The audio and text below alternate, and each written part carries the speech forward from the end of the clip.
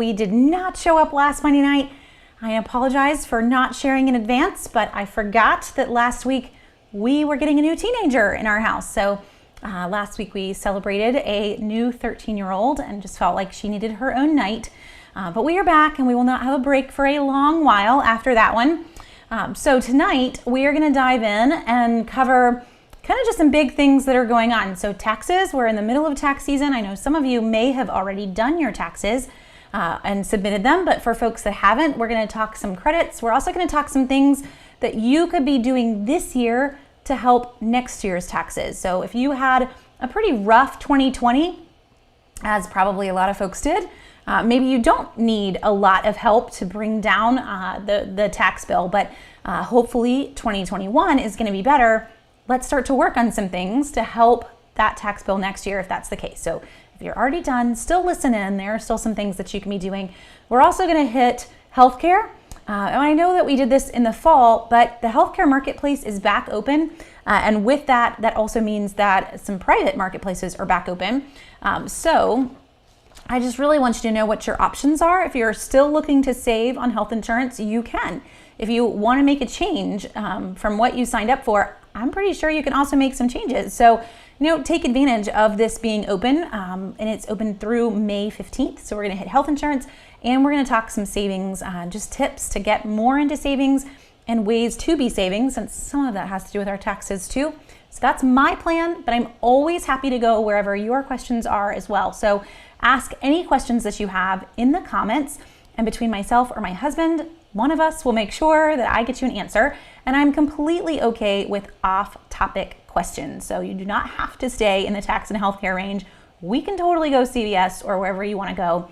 But that's our plan for tonight. So, and yes, my husband's correcting me. We don't have a new child. We just have a newly 13-year-old child. I should have said that a little different.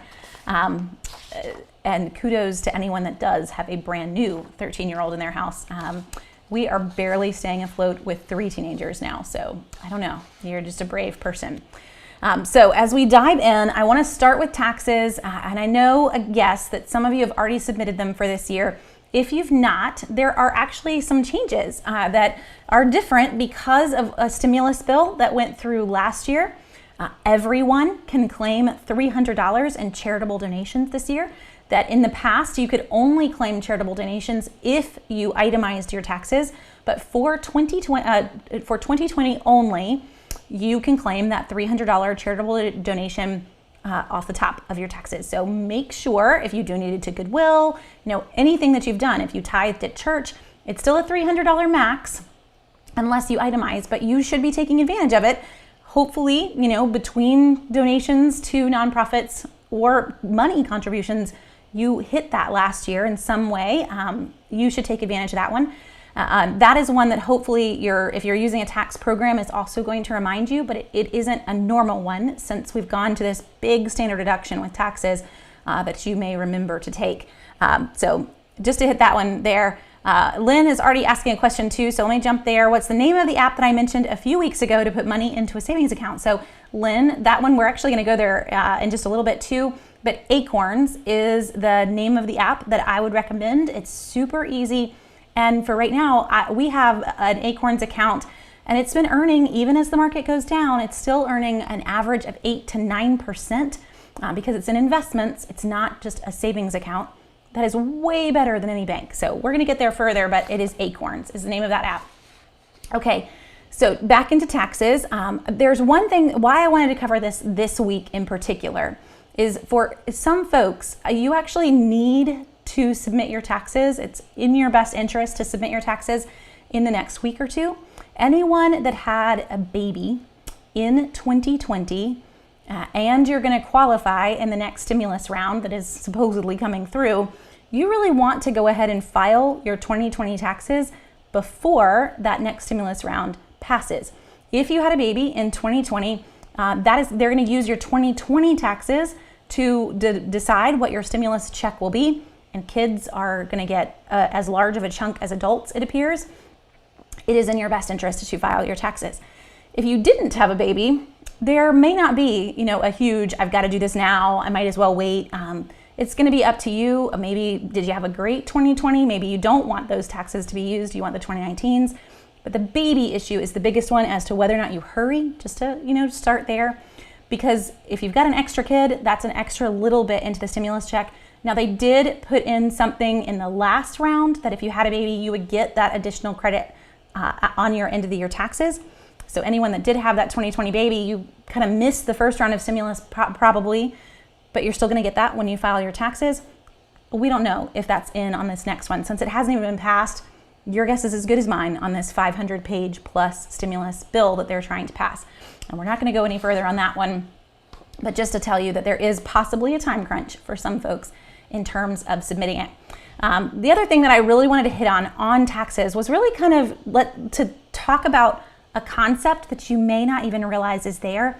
But there are some, I kind of view them as like magical thresholds that you want to try to keep yourself under if you can.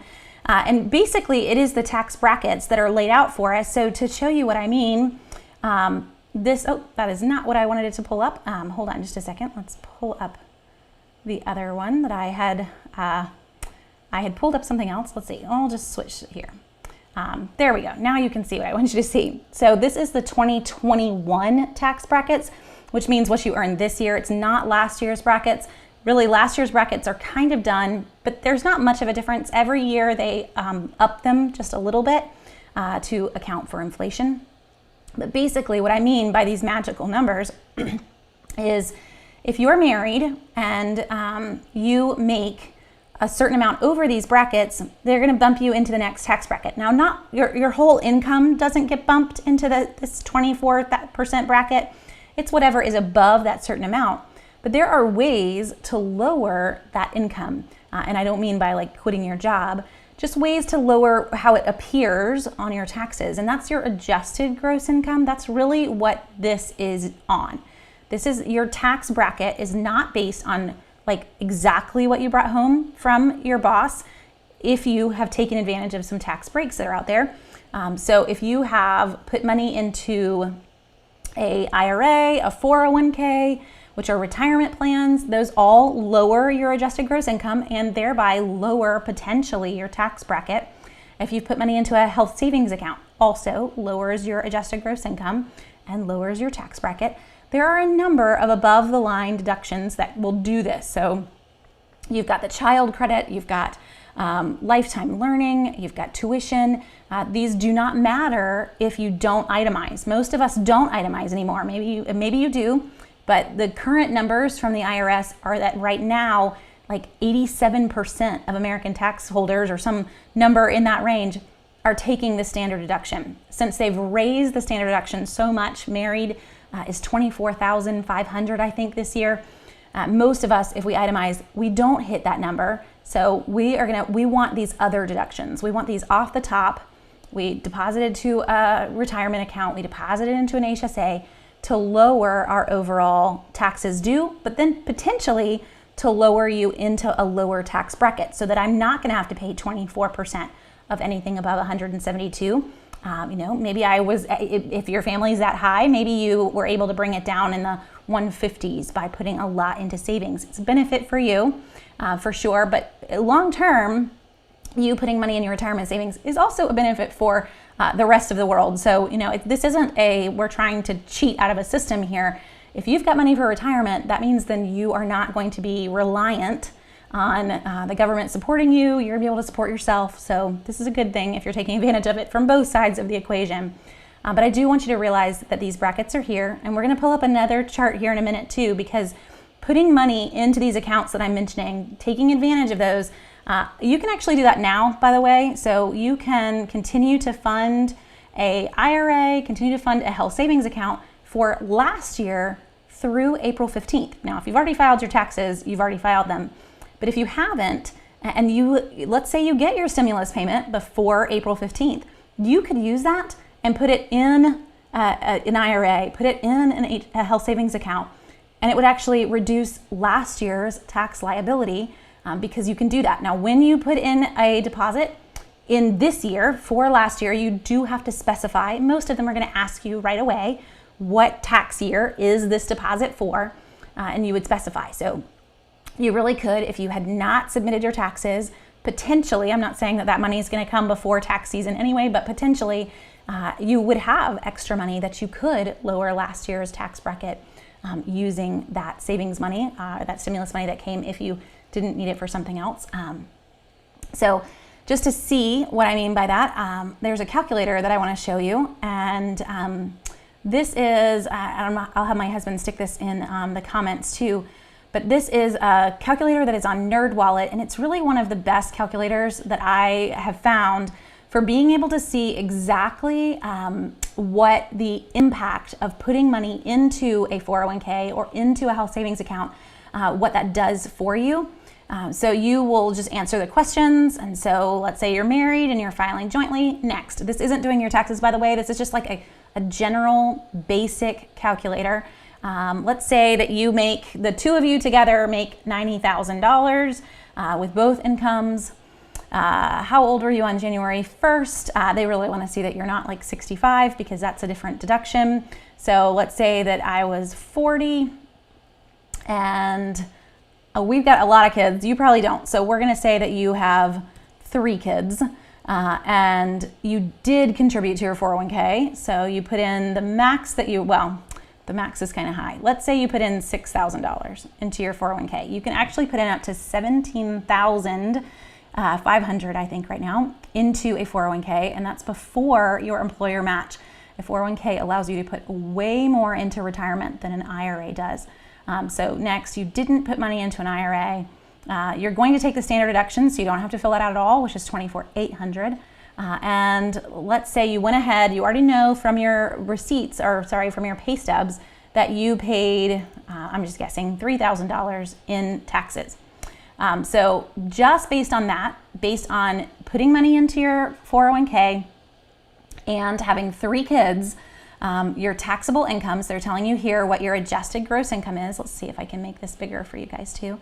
Taxable income has now been reduced. Remember, I started at $90,000. My taxable income, so that tax bracket that I showed you, is now basically $59,200, and my effective tax rate's actually crazy low. My estimated federal taxes were only $709, and I had $3,000 withheld because I was just pulling out numbers. So in the end, they estimate that you'd get back $2291. Now, any of these things changing, let's say you didn't put it in, all of a sudden, I now owed $700 more in taxes because I didn't contribute to my 401k. Now, I know we're talking about contributing $6,000, and $6,000 does not equal $700, but I do want you to realize that when you think of contributing $6,000, in reality, you are contributing $5,300. So it sounds like a lot, but it doesn't. It's not as bad as it sounds. And if you did this in a 401k, you did this spread out over the whole year. In each paycheck, so not as painful. But let's say that you went even bigger, somehow clicked on something on the bottom. You went even bigger with your $90,000 income, and this might be hard for a family of 5, but you contributed to a 401k and your wife contributed to an IRA.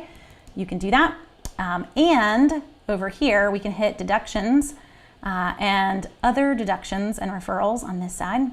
And you contributed to your health savings account, which is $7,000. So we did all of that. Now your estimated federal taxes are negative $851, and you have $3,851 that you're getting back. So you're actually getting paid. Now what you're getting paid on there is your child credit. So the child credit is not a deduction, but it's actually a credit.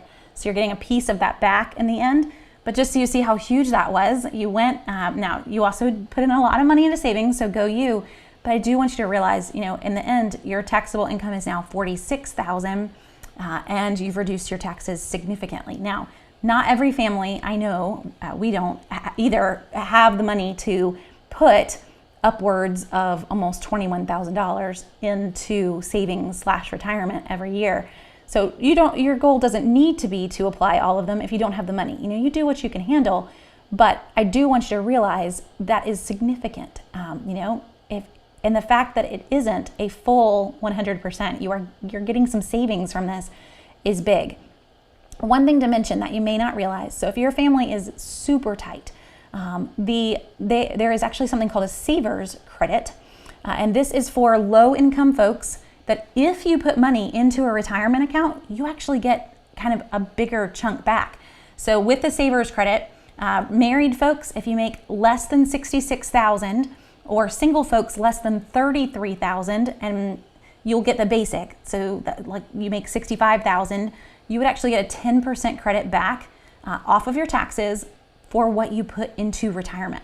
10%. That's pretty awesome. Now it gets even better. So if you make way less than $65,000 married, that actually bumps to I think it's 10%, 15%, up to 20 to 25% for retirement savings. Now this doesn't count that you put money into a savings account. It's just retirement savings only, and it is called the Savers Credit. Now, if you are using an online tax program, this is going to automatically trigger just based on your income. The tax program has that figured out, so don't worry about like missing it somehow or needing to trigger it. It's based on your income and the fact that you did deposit into a retirement account. They'll automatically apply it to your taxes. But just so you know that it's there, it's another incentive to try to get money into savings, whatever you can. Now, I'm also, when I plugged these numbers in here, I used kind of the max, the 6,000 max, the max for the HSA. You don't have to do that either. I mean, you can literally put $500 into a retirement account. No one's gonna stop you and say, you didn't do the max, and so you can't contribute. So you just do what you can do to get some money put aside. And that's ultimately the goal. And just an impact here, we're not necessarily talking retirement savings tonight, but the earlier that you start, the much more valuable that money is to you, because it's gonna sit in your retirement account for 30 plus years because you put it in there when you turn 22. So anyone that's got kids in college or even out of college, please have that conversation with your kids. Are you putting money in your 401k?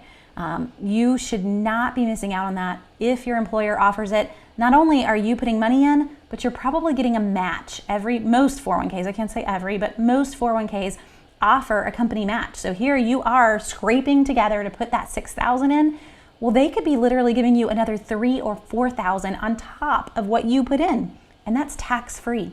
I don't owe a dime on that money, which is pretty sweet. So, all of that there, hitting a lot, but I do want you to realize the HSA, the IRA, not the 401k, but HSA and IRA, you can still make payments to for last year to lower last year's adjusted gross income. That's that lower number that we're seeing on that taxable income. So there's another reason to look at all of these, and this is I wanted to throw healthcare in because healthcare marketplaces are open, but also wanted to throw it in because these numbers that we're looking at totally apply to whether or not you are eligible for subsidies on the Obamacare ACA health plan marketplace. So when you look at this and you see, wow, this family of 5 makes $46,200, that's actually great in terms of now getting a subsidy credit, getting some lower health insurance payments. So some of you may think, you know what, we don't qualify. And all of a sudden you do qualify as soon as you, oh, there we are. Sorry guys, my whole computer just froze. I didn't know what happened. So if we go to a different site here for you, we're gonna go look at the healthcare thresholds. And these are the thresholds for getting a subsidy on the health insurance marketplace. So if you were in that family of 5 here, remember we had their income down to 46. So they're gonna fall in here in the middle. What this chart is the federal poverty levels. That is what the marketplace is based on. And anyone that makes less than 400% of the federal poverty levels, which is kind of a lot, does qualify in some manner for a subsidy. And so I get folks that they'll ask for ways to save on health insurance, and they don't realize that they actually would have qualified. And we were the same way when we first were hunting for ways to save on health insurance too, really thinking, I am not super poor. I am able to put food on the table. We shouldn't qualify. We do. Now, we're also a family of 7. So if for every extra person in your family, I think it's like another $4,800 on the amount total. But it also kind of jumps a little bit, even more than that. I think the $4,800 is really over here on the basic side. But just to realize, let's say that you were right above this 400%. Most folks in health insurance land call this the 400% cliff, and to stay away from the 400% cliff, because if you went and you were, you made $125,000 this year, you just missed the mark by $3,000.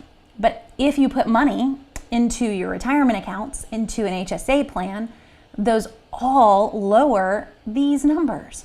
And so all of a sudden, you are now able to get that insurance that you couldn't get before. So, just to consider that if you are needing health insurance with the markets reopen, that if you made some payments to your retirement accounts, you would qualify. Now, another thing here, this is based on what you earned last year or what you think that you're going to earn this year. You are allowed to make some changes.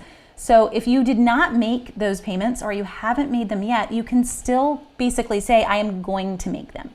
And they will allow you to get that insurance as well. So if this isn't something you'd thought of, but you decide, you know what, we are going to do that. We're close to that number. We are going to put money into retirement. You better start doing it, because you don't want to say you need it and then you have to get all the money back. Don't go there. But if you know that you can hit it, go ahead, fill out the application and say, yes, I'm going to put money into retirement, and this is how much we're going to put in. And then it'll calculate and tell you. And also to realize, even here, anywhere in here, it's kind of this vague number, but you will still get a subsidy. So I know we've got 4 lines here. The lower you are in what you earn, your subsidy will probably fully cover your health insurance. But even at $250, your subsidy will probably almost fully cover your health insurance.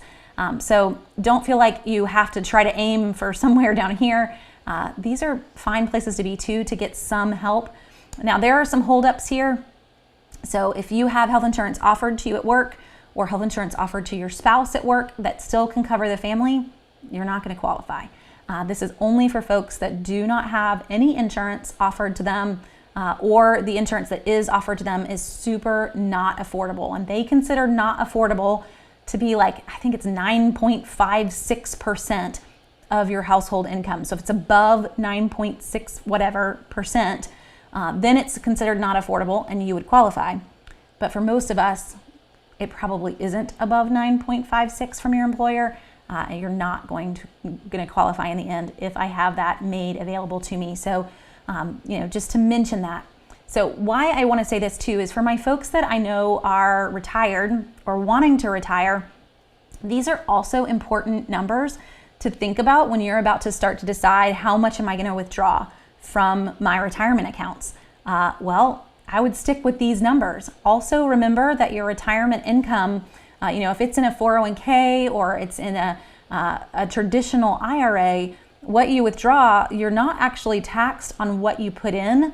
You're going to be taxed on what it's earned in some accounts. So some of your withdrawments from those taxable accounts are going to not be full income. Don't even try to confuse yourself. Just try to keep your numbers below these marks.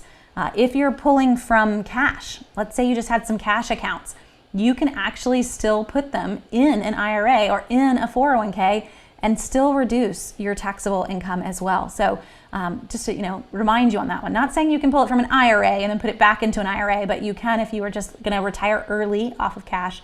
You could still put some of that money away and reduce your taxable income if you wanted to. Okay, so can I take money from my taxes? I'm guessing, April, you mean to put into your 401k? Definitely. If you get a tax return, that is a huge way to use your tax return to put into savings. I guess you can't technically put it into your 401k. Now that I think about what I'm answering here, your 401k, the only way to deposit into a 401k is to have that money taken from your paycheck. But what you could basically do is say, you know what, I got this $3,000 tax refund. So you just go to your HR and tell them that you want to put $3,000 over the rest of the year into your 401k. and they can do that. So you'll have the $3,000, your paycheck will be reduced, but you've got that bucket of money that you got on your tax return. You just have to be mindful to not spend it. So just be careful there. But you can definitely still kind of get that money in on the 401k. You can also go to your HR department and you can tell them that you want to make like a one-time extra payment or a few times extra payment so that maybe it's not fully taken from your paycheck all year long, and still get that money in there while you still have it in your account.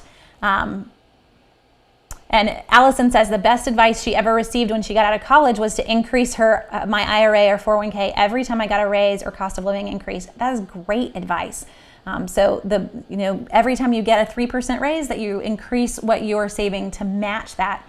And basically, guys, if you can do 5% of your income, that is what most companies do as their match. So they will match whatever you put in up to 5%. And it's 5% of your income. Now, that sounds like a ton, but if you get used to this from the get-go, you're not going to miss it. It never was part of your paycheck. It's not going to feel as painful. And also remember, depositing in off of your paycheck comes off before taxes. So the taxes taken out of your paycheck are also less, which is pretty sweet. So while I say, you know what, I want to put $100 every pay period into my 401k, it's not going to feel like 100. It's going to feel like, it depends on your tax bracket, but between like 75 and 85 for some of you that don't pay a lot of taxes. But it's not going to feel quite as bad as you're thinking $100 is going to feel. And odds are you can put even more than that in. You just don't think you can. But if you get used to it, even just 1 or 2 paychecks, you'll get used to it, and you'll find that it's not as painful as you thought it was.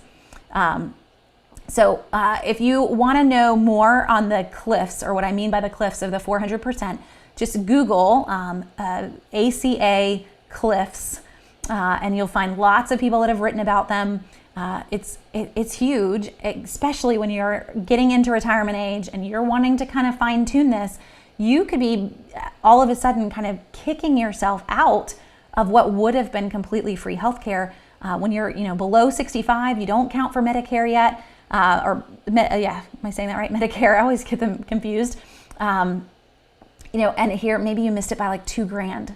You probably could have handled that because the insurance that you're having to pay is crazy expensive when you're in your 50s and early 60s, versus having it fully covered would have been pretty sweet. So, we don't need to live large. Just make it stay under those numbers so that you don't hit those cliffs, because they really are. It's like we had money, and now we have nothing. That's how it got its name. So just be mindful of those health insurance levels. And we stuck that link in so you can find it. And Michelle says you can start an IRA on top of your 401k. You can definitely do that with the $3,000 you got. Just be mindful that if you contribute to a 401k, you cannot take the deduction for both off of your taxes. So if you contribute to a 401k, you can definitely put money in an IRA. I would go ahead and put it into a Roth IRA, because you cannot take the additional deduction for what you put into a traditional IRA. You're really only allowed one. And what percent would I add when you get a raise? So Peggy, honestly, it depends on how you've set it up. So if you've set up your 401k to be an automatic percent of your income, it's going to do this for you. And most HR departments are going to ask you, do you want to put in a set amount of money or a percent of your income? So if you just automatically set up your 401k through your HR department to be I want 5% or 10%, which is great. That's ideal if you could do it.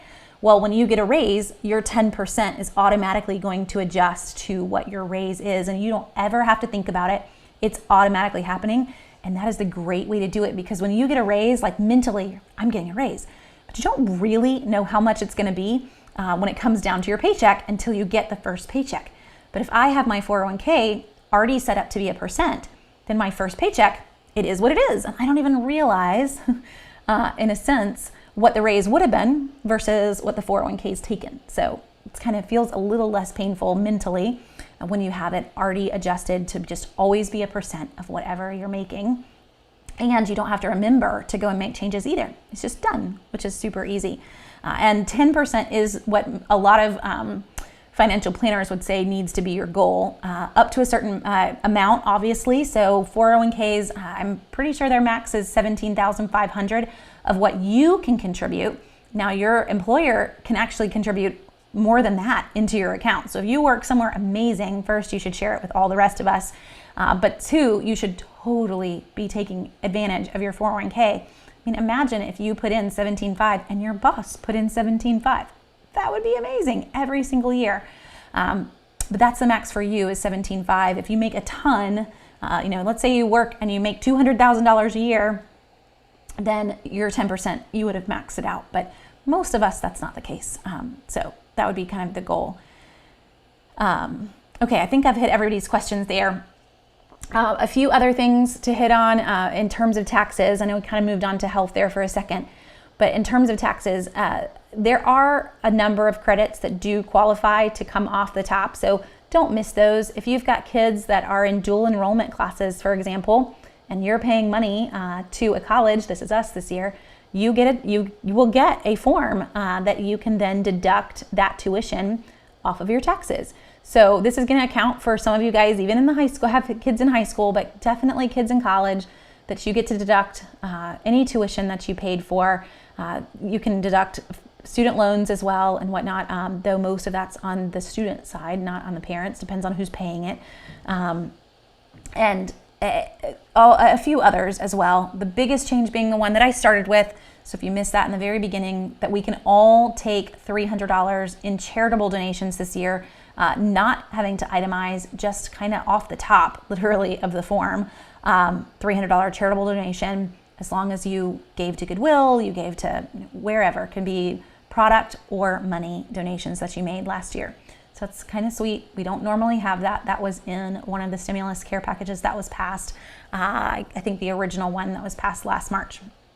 Okay, and if you have any questions on the tax side, I will gladly help to. Now, there's one link that I meant to pull and I forgot, but we did a roundup on Southern Savers recently of all of the free tax programs that are out there. So just to kind of mention that, because a number of you may even qualify for some of them, and all of you will qualify for one of them.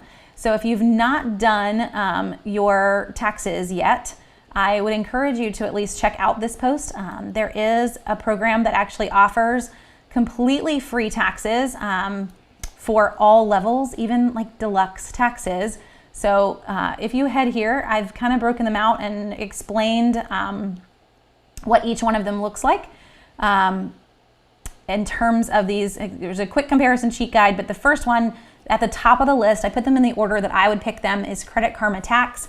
So Credit Karma Tax in particular is 100% free at all filing levels. So if you've got some crazy taxes, if you're trying to itemize, if you've got some extra tuition statements and whatnot that you're all trying to claim, you can't do those on a lot of the other free programs, but this one really is free for whatever you need it to be, and that's pretty sweet. So it's also free on the state side. Can't get much better than that. So that is Credit Karma Tax, 0 for federal, 0 for state, and kind of applies all of that. So look over these. I will tell you, you see the most commercials for TurboTax. Guys, in all honesty, TurboTax's program it's one of the skimpiest in terms of what is free. And they do that on purpose. So they put out all these ads and they push all their free. I don't know if y'all have seen all those commercials, but we've been watching some things on Hulu lately and some basketball games, and we get commercials. But every time I see one, I end up commenting. I think my whole family is probably tired of me commenting on the fact that TurboTax does not end up being free, because very, very few people qualify for what they consider their free version. So just be aware of that. Like, if you're retired and you're getting retirement income, you don't qualify. And they're the only ones that nixes retirement income. So just, to hit that one. But all of these others are great programs. A lot of folks will qualify for them. It is based on not necessarily your income level, but how complicated your taxes are. So if you're trying to file, student loans, you can't use this program. If you made HSA deposits, you can't use these programs. Just to, try to give you some ideas of what you can and what you can't use with the free programs. Most of the free programs do charge you to file state, so be aware of that, or charge you in some form or fashion for the state side. So just so you can see all of that. Hopefully this will be a good help if you're trying to look for a program. If you have always used something and you're scared to move to another program, a lot of these actually have the ability to pull in your last year's taxes. From whatever program you used, they can handle it. So don't let that, what you're comfortable with, what you've always used, don't let that be what holds you back from going with a different company than you've ever used before. Okay, and if you've got questions on those, we've probably used like half of them, if not all of them. So I will gladly, try to answer specific questions on each of those programs. Should you take money out of an IRA to pay down your mortgage? Oh, Brenda, that's a really big question. The only time that I would say yes to that is if you are at a point where you cannot currently pay your mortgage and you're wanting to pay it down and then wanting to refinance it, maybe to reduce your mortgage payments. But in the long run, most people, and I don't know what your mortgage interest rate is at, but most people, our interest rates are pretty low. I mean, even for the last 5-6 years, we're not above like 4.5%, even for someone that was 6 years ago. So I don't know what your mortgage rate is at, but odds are in the markets, you would earn more. So if I take my money out of the market to pay off my mortgage, I've now lost the potential for that money to keep growing. I've paid down my mortgage, but it doesn't actually change my mortgage payment, because the only way to change your mortgage payment is to refinance your mortgage. No matter how much you pay early on your mortgage payment will always be that set amount. If you're looking at fully withdrawing that money to pay off your mortgage, that's maybe a little bit better. You don't have a mortgage payment anymore. But again, you've lost that potential of what that money would have earned. So the longer that money is in an account, how much is it worth? And there's so many great calculators for this too. I am a calculator kind of girl, and it's so funny. I know we really do get a lot of things from our parents, and this one is totally from my dad. I can remember my dad, when I was in high school, he always had a little 4-function calculator sitting in his pocket of his shirt, and he'd pull it out and he'd say, this is how much is in my retirement account today, because he was cool and could do compound interest on a 4-function calculator. I can't. But this guy right here is my favorite, and I'll have my husband stick this in the comments for you guys. It's Smart Asset. They really want you to sign up for a financial planner, but it's all free, so just kind of ignore the ads. But literally, let's say we just started with this. I don't know how much you're looking at withdrawing either, Brenda, but let's say we're talking $75,000. Oh, let me share my screen with you. $75,000 going into or what you would take out of your account to pay down your mortgage. I don't really know if that's what you're looking at or not. I'm going to leave an additional contribution there for silliness. And right now, most retirement accounts, if you're invested well, we earned like 25% up to 30% last year, even with the huge drop that was in March.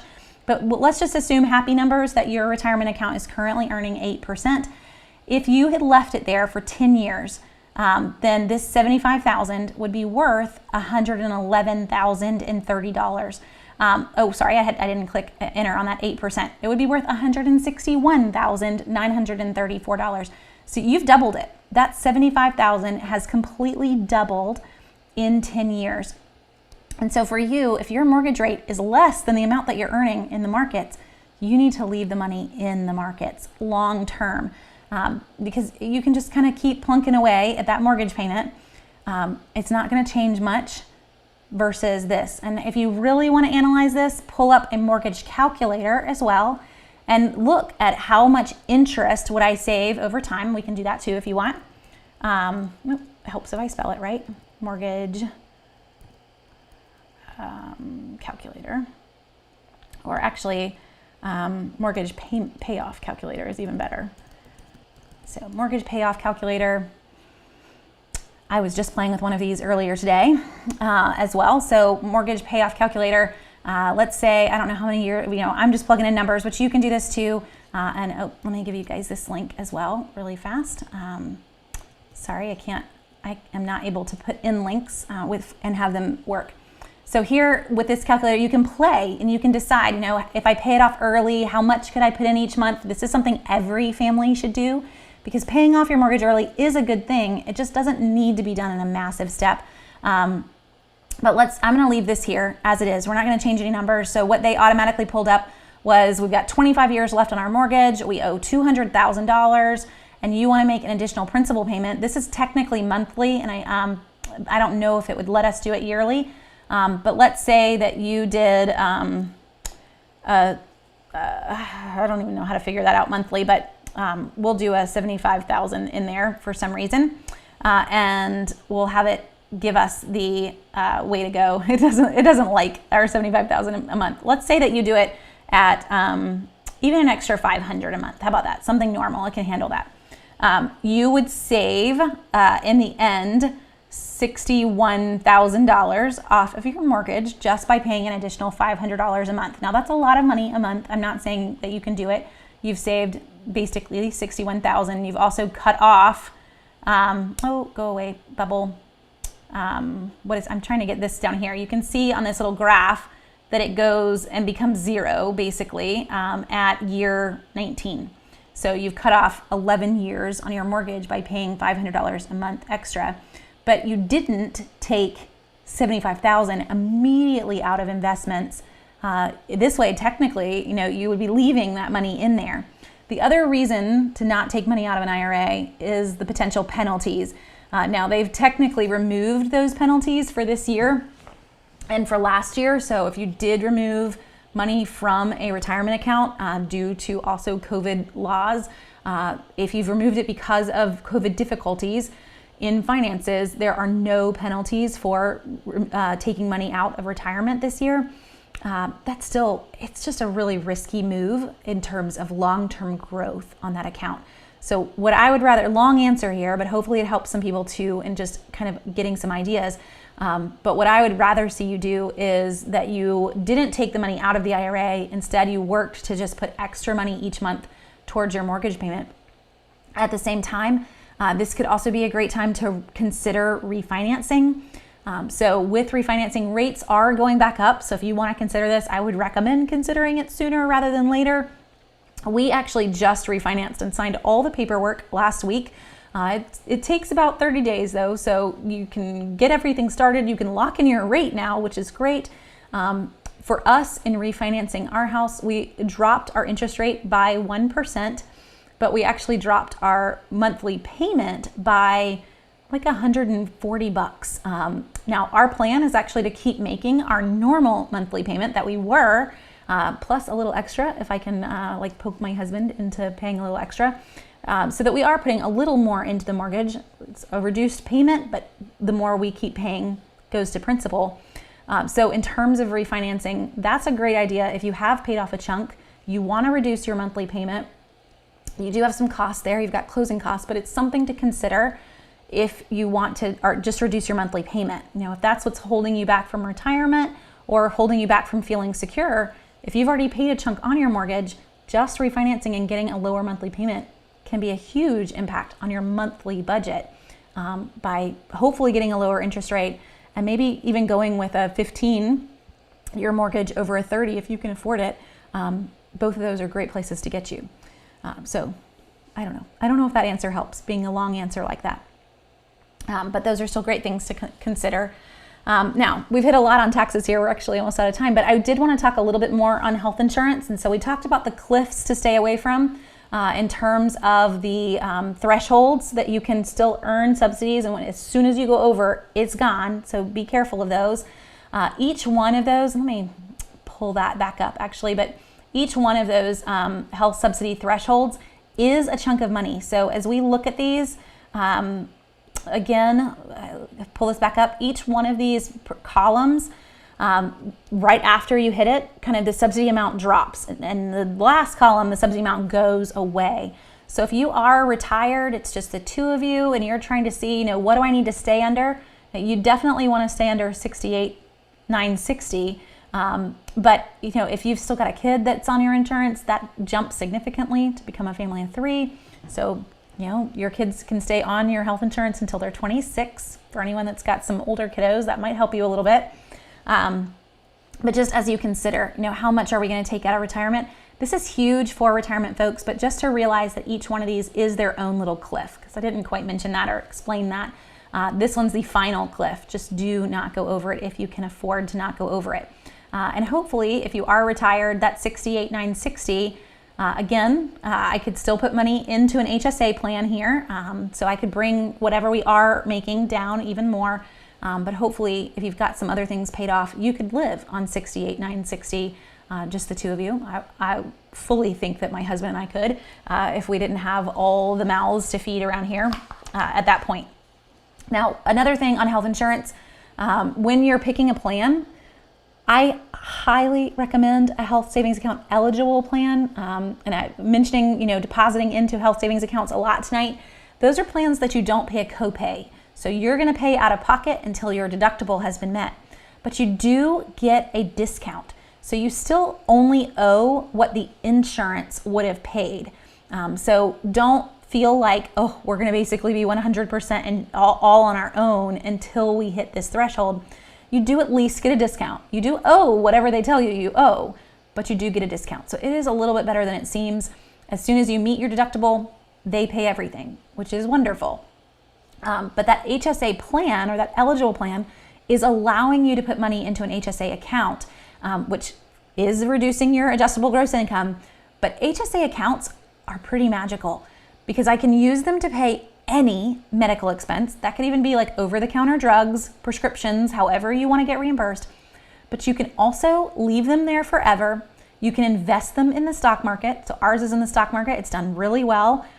And I can use that for long-term care. So for some folks, they just put their $7,000 in every year for their family plan. If you're single, that money is reduced. It's based on what your deductible is. So I can keep putting money in. It's going to sit there until I'm 75.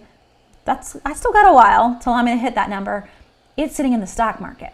So there's that's a chunk of money that you're tucking aside for when medical expenses are way higher than they currently are for you. So that would be my goal if you could afford it. Put the money into the HSA and actually not touch it so that it can just sit there in the stock market earning the same way your retirement is. And then you've got a bucket of money for long-term care, for just health issues when you're older, and you got a bunch more. So don't look past that plan. It's the cheapest plan, which is great, but a lot of folks get scared by it because it does look like it's a huge out-of-pocket expense. If you don't have a lot of health issues now, then it's not going to be a big deal for you. You're paying for the cheapest health plan, and you're getting some money into savings. So definitely go that way if you can. And Stacy says her employer adds $100 a month to her HSA account on top of what she contributes. That's awesome. Yes, you should definitely be part of that plan then if they're going to give you some free money into that account too. You cannot count anything that they give you towards your tax deductions for anyone else that's listening, but it's a very sweet perk there.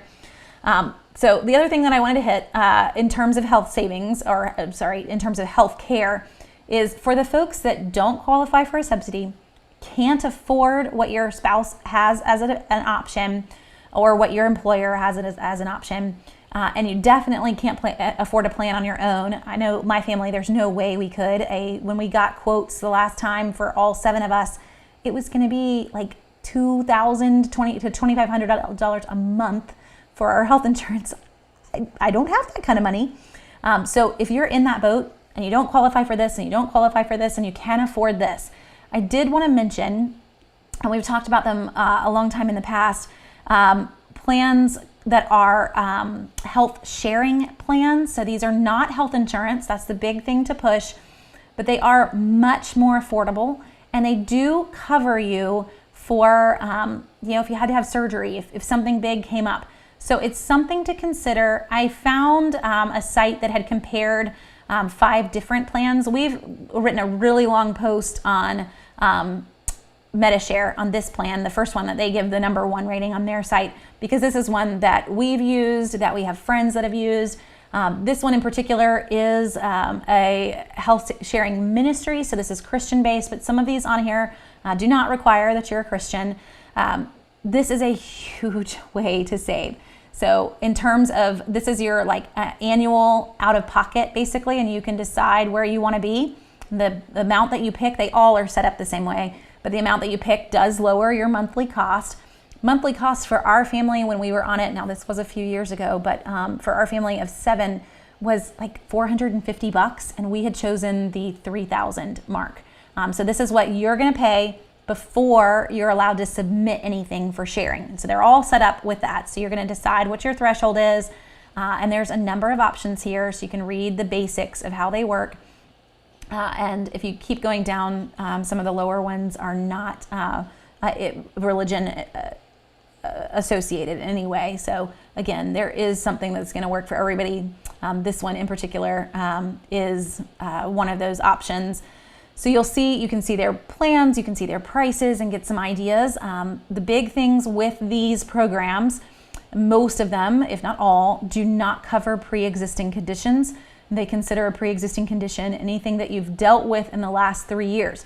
That means if you've not dealt with it in the last 3 years, you've not sought medical treatment, medications, etc., it actually isn't a pre-existing condition for them. So for example, personal fact here, I have a fusion in my lower back, but I've actually not seen a doctor for it in upwards of 10 years. I still have a fusion in my lower back, but it would not count with Medi-Share in particular, since that's the one we use. It does not count as a pre-existing condition. We have a daughter who, when she was 7, had a hip disease, had a bunch of surgeries related to that.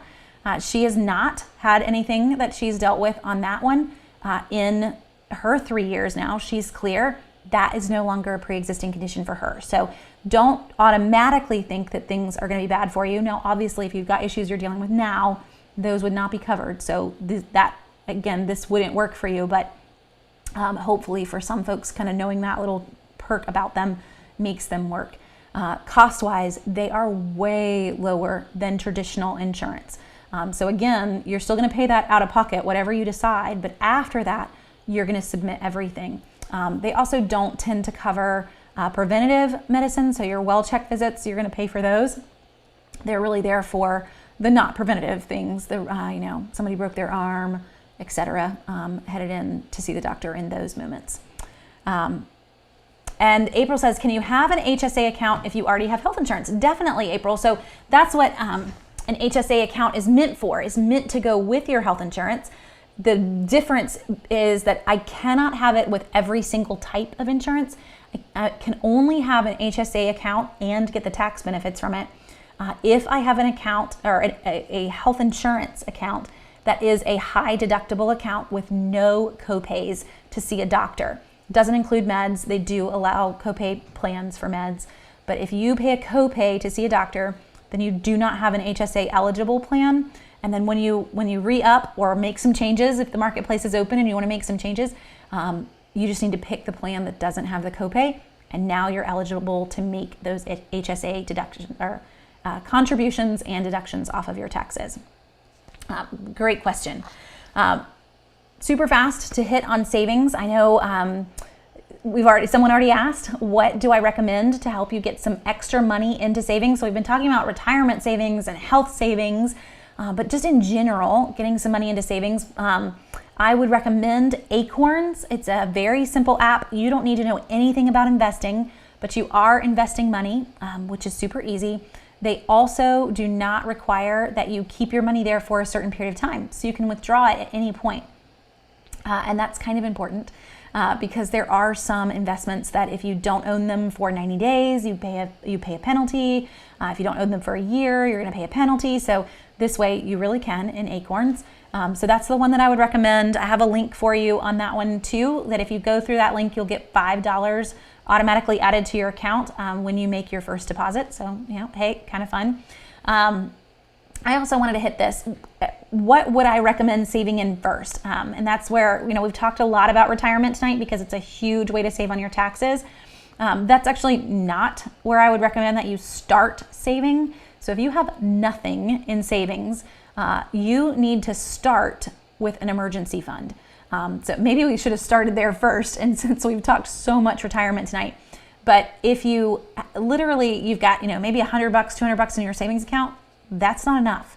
I want you to have enough to handle, the deductible on your car insurance if you got into an accident, enough to where if something bad happened tomorrow, that we could handle it without having to put it on a credit card, unless you could pay that credit card off, or go crazy, not pay some other bills just so you could pay that one. That is not where you want to be. So start with an emergency fund. It could be an Acorns. I don't necessarily know that I would put it in your local bank, because your local bank's not going to pay you a dime on it, earn something on it. So that's why I would say, Acorns. They do charge a monthly fee, but paying the $3 a month to use Acorns versus, earning 7 to 9% interest on your account, totally worth it, because the bank's paying you nothing. So start with an emergency fund. Some folks say it needs to be 6 months of your income. It really depends on you. I would aim for enough to pay your car insurance deductible, and then ultimately enough to pay your health insurance deductible if you could get that high. If you did get that high, then we can push it into an HSA plan. But that's our goal here. Emergency fund first. Big payments. I want you to have a separate account for big payments that you could be adding money to every month. There are a lot of payments that you do not make monthly. And if you made them not monthly, you would actually save a chunk. So what I mean by here, life insurance, car insurance, if you pay your homeowner's insurance not out of escrow, property taxes, all of those things, taking that money, add all those payments together, divide by 12, and automatically put that much money every month into your Acorns account, into another little sub Acorn, or however you want to work it, put that much money into an account of some sorts so that you are saving for those very large purchases. It does not help that property taxes are due in December. You're trying to pay Christmas things and fun things for the family, and now you've got a $1,200 car payment due for property taxes. For those of you who live in states like ours and you have to pay property taxes every year on your car, that hurts in the middle of December. But if you've been saving for it every single month, it doesn't hurt. So do that now. So we've got our emergency fund, we've got our big payments fund. Once those are good, we are making those payments every month. I'm putting money in savings, I'm putting money in that big payments fund. Then we do retirement. And it's third on the list. HSA can be right there with it, retirement and HSA. And then fourth on the list is college savings. And I know that I've mentioned this before, but your kids can get loans and you cannot get a loan to retire. So your retirement is more important than their college fund. I know that you love them, but they don't want to be strapped with you and taking care of you when you're 60. So, think about it that way. I can help you now and hurt you later, or I can help myself, which is going to benefit them later. Don't strap yourself on top of them when they're trying to retire. That's not helping them. So your retirement is third, their college is fourth. In terms of the order of how you should be putting money into savings, and auto deduct these savings. Get it put aside immediately so that you're not even tempted to spend it is the best way that you can go every single time.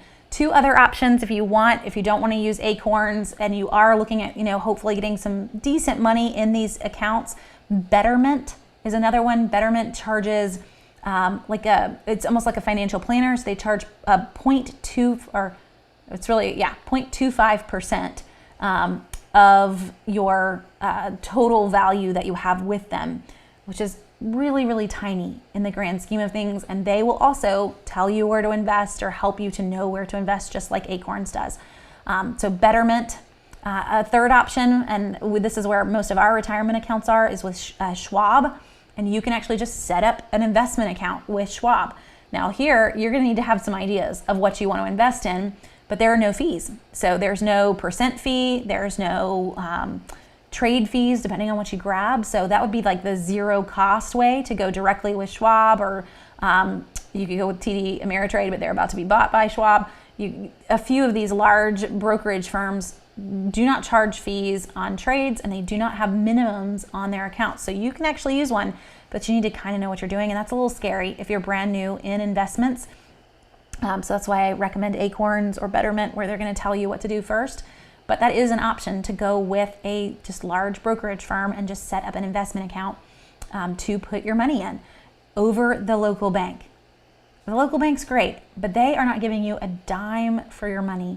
So please consider that. I know that the stock market's been up and down a ton, but on the whole, if you play for the long run, you're going to actually come out very ahead. And definitely if you just use some easy accounts and you don't try to go buy individual stocks, that's a lot more risky. But again, for our Acorns account, we've continued to make, I think it's 7.5% to 8% right now. It's fluctuating a little bit, but we're still earning money even when the markets are down, because they do the job of balancing where it's all saved and we can pull it out anytime we want. So we're taking those big payments and putting in money every month to make those payments happen. And then we can pull it out at any time when we need to make them, versus just keeping it in the bank and earning nothing. So don't do that. Yes, they are, Siobhan. So they're in the process of all of that. And buying another brokerage, or merging is probably what the other one would like you to say. It seems much happier in the end. You can still be with the other one. You're just going to end up having a Schwab account in the end. Fun banking news there, I guess. So I think that we've hit everything that I wanted us to hit. There's a lot of things. I'd made notes, so we made it through everything. We will be back next Monday night. There are no magical birthdays that I'm going to forget about for a while. And my plan, let me pull up my little notes here, for next Monday night is to actually talk savings tips specifically for Target and Walmart, and just making sure that you're saving the most.